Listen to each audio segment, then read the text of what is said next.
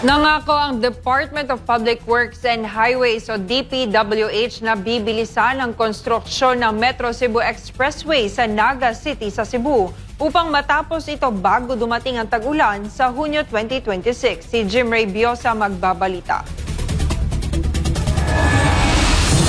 Ito ang tiniyak ni DPWH Secretary Vince Dizon matapos ang kanyang isinagawang site visit sa Naga City sa Cebu kung saan hinamon niya ang mga engineers, consultant at mga kontraktor na tiyaking tuloy-tuloy at maayos ang pagpapatupad ng proyekto.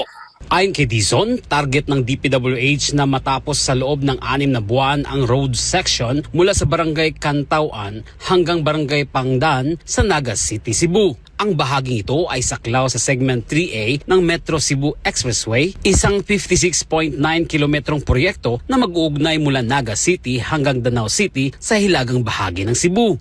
So I made a commitment today to the President of MICLEA, and I will make a commitment now to the people of Cebu, especially those affected by this, that we will finish this once and for all before the rainy season starts. So latest by June, tapos na ito finally.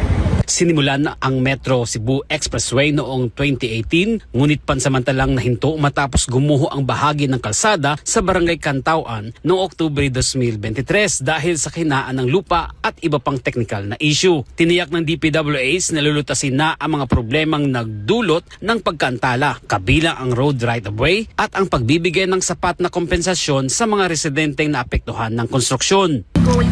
I think we already got the writs of possession because we already expropriated the areas. I was briefed today by RD and by our new RD and our ARD. So okay na.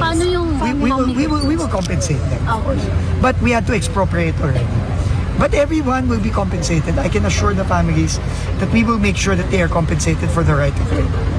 Ang proyekto ay nahahati sa 4 na segment. Segment 1 mula Talisay hanggang Konsolasyon via Mandaue. Segment 2 mula Konsolasyon hanggang Danao. Segment 3A na saklaw ang buong Naga City. At Segment 3B mula Miglanilla hanggang Talisay. Direktang pinangasiwaan ni DPWH ang Segment 3A habang ang iba pang segment ay nasa ilalim ng Cebu Provincial Government. Sa kabila nito, sinabi ni Secretary Dizon na patuloy pa rin ang pakipagtulungan ng DPWH sa pamalaang panlalawigan ng Cebu upang mapabilis ang pagtatayo ng buong Metro Cebu Expressway at agad itong magamit bilang alternatibong daan na magpapagaan sa daloy ng trapiko para sa mga Cebuano.